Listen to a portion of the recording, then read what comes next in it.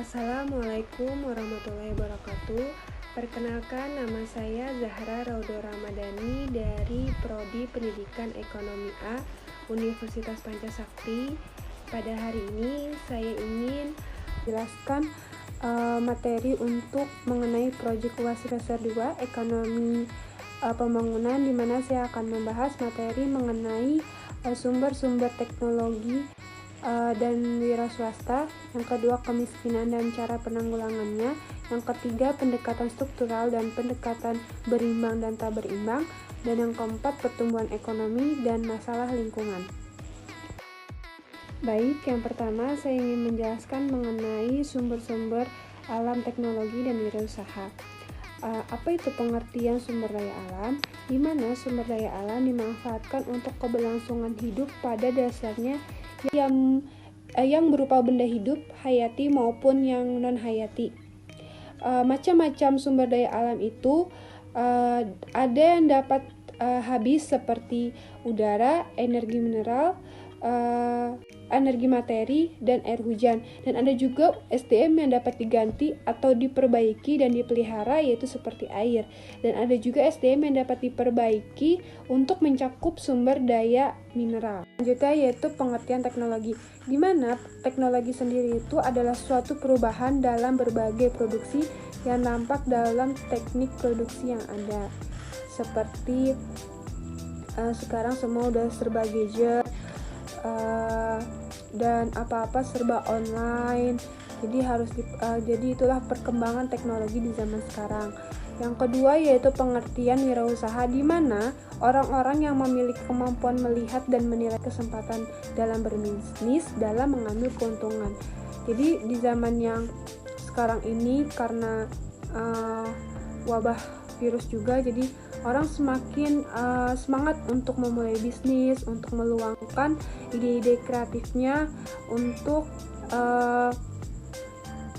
memanfaatkan teknologi dan kemampuannya di globalisasi ini. Kemudian yang kedua yaitu kemiskinan dan cara penanggulangannya. Kemiskinan itu sendiri adalah kondisi dikarenakan pengaruh kebijakan pembangunan yang belum mampu menjangkau seluruh lapisan masyarakat, sehingga menyebabkan ketimpangan distribusi pendapatan.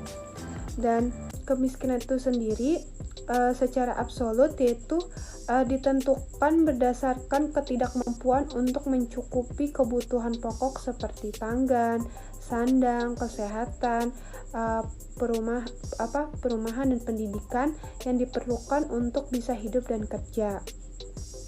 Aspek-aspek kemiskinan itu sendiri, yang pertama adanya produsen barang-barang primer, yang kedua masalah tekanan penduduk, yang ketiga sumber-sumber alam yang belum banyak dikelola, dan yang keempat tingkat pendidikan yang kurang.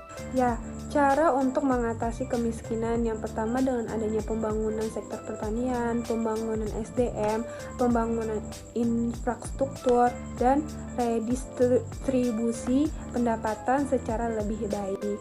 Maka di zaman yang sekarang ini sudah canggih, sudah modern, lapangan pekerjaan sangat luas, maka pinter-pinterlah untuk mencari lapangan pekerjaan untuk memenuhi kebutuhan hidup. Selanjutnya yaitu pendekatan struktural dan pendekatan berimbang dan tak berimbang.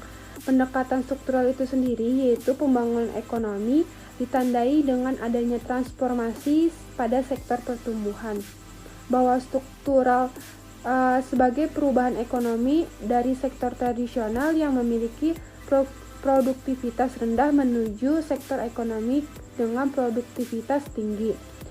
Di mana pendekatan berimbang itu ialah sebagai keseimbangan pembangunan di berbagai sektor seperti sektor industri, sektor pertanian, sektor luar negeri, sektor domestik, dan adanya sektor produktif dan sektor prasarana.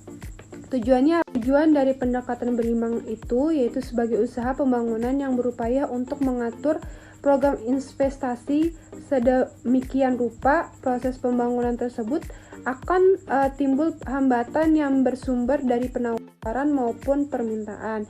Yang kedua yaitu pendekatan tak berimbang, di mana sebagai mempertinggi efisien pembangunan sumber daya. Tujuannya apa sih? Dianggap lebih sesuai untuk dilaksanakan di NSB karena negara-negara untuk menghadapi masalah kekurangan sumber daya alam.